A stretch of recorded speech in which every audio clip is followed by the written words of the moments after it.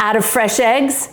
What if you could bake without ever needing fresh eggs? Well, stick around and I'll share with you some pantry staples that'll keep you baking no matter what.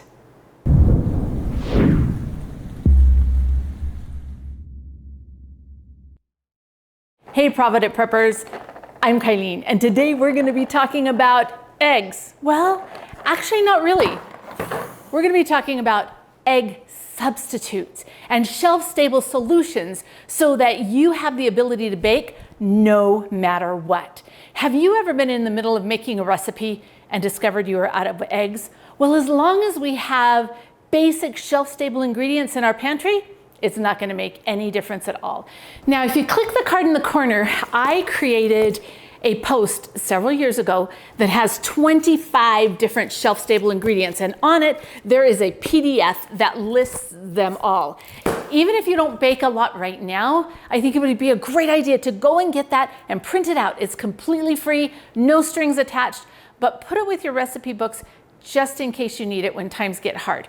So let's talk a little bit about eggs. We have chickens and I love my fresh eggs, but sometimes I just don't have them available. So the first egg substitute that you could use is actually dehydrated eggs.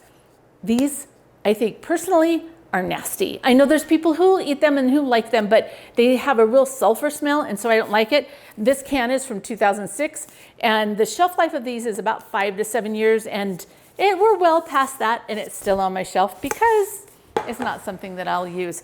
Now, these are freeze-dried eggs, and I freeze-dried our own chicken eggs, so they're amazingly delicious, but freeze-dried doesn't have that sulfur smell. When they're reconstituted, they're just amazing. The difference between dehydrated and freeze-dried is like night and day. If you click the card in the corner, it'll take you to a video that I created on actually freeze-drying raw eggs and how to do that. We taste tested and did some different stuff on that, so it's a really good video. But not everybody has a freeze dryer, and what if you don't have any freeze-dried eggs either? Or what if you're allergic to eggs or someone you love is? Well, there are 25 different shelf-stable substitutes that you can use. So let's talk first about flaxseed. In order to use flaxseed as an egg substitute, you are going to need to grind it. It's not going to work if you don't grind it. Flax seeds are shelf-stable for several years, right, depending on storage temperature. But all I do is I put them in my coffee grinder and grind it. You have 1 tablespoon of flax seeds, and then you'll want 3 tablespoons of water. And you just stir it up like this and wait for about 5 minutes. You need about 5 minutes for it to gel up. The next thing that you can do is chia seeds. I love chia seeds, and both flax seeds and chia seeds are adding more nutrition to your recipe. And so I think that's a good option.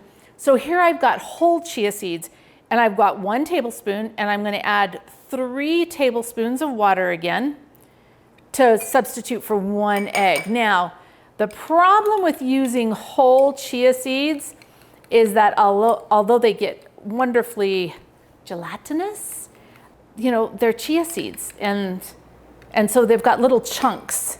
So sometimes you might not want that in a recipe. Some recipes, you might actually like that. Like if it's a muffin or something and you want that little bit of crunch, that's totally great. But another option would be to take the chia seeds and grind them. This is 1 tablespoon of chia seeds that I ground in my coffee grinder. And I'm just gonna put 3 tablespoons of water, stir it up. And again, we've got to let this set for 10, oh look, but this one, because it's ground, the chia seeds are really getting gelatinous already. Now this is a good time to talk about all of these options aren't good for every recipe because eggs are a superstar in recipes, right? Eggs are used for moisture, for structure, for binding, and for leavening.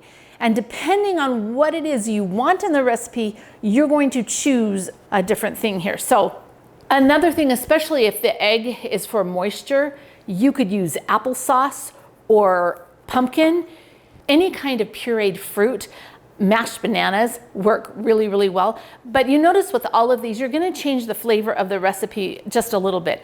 Things like muffins or pancakes, it's not really gonna matter, but think about your end product and what you want it to taste like.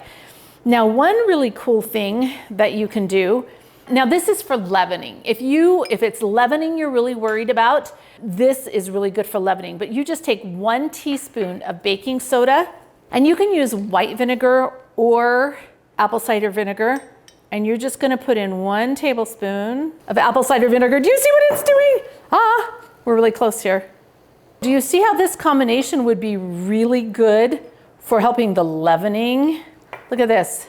That's gonna make it light and fluffy. John uses vinegar in his pancakes a lot. So that's another really good option. Now, one of my very favorite options is something called Aquafaba. It's just the juice off the beans. So I will open this can, dump it into a bowl, and then I'm gonna whip it. And this is a great substitute, especially for egg whites. This makes a really fun mousse. If you click the card in the corner and go to the video we created before on this, you'll see all 25 of these egg substitutes, but you'll see the recipe to make chocolate mousse, because this really does, when I first read about this, I'm like, liar, liar, pants on fire.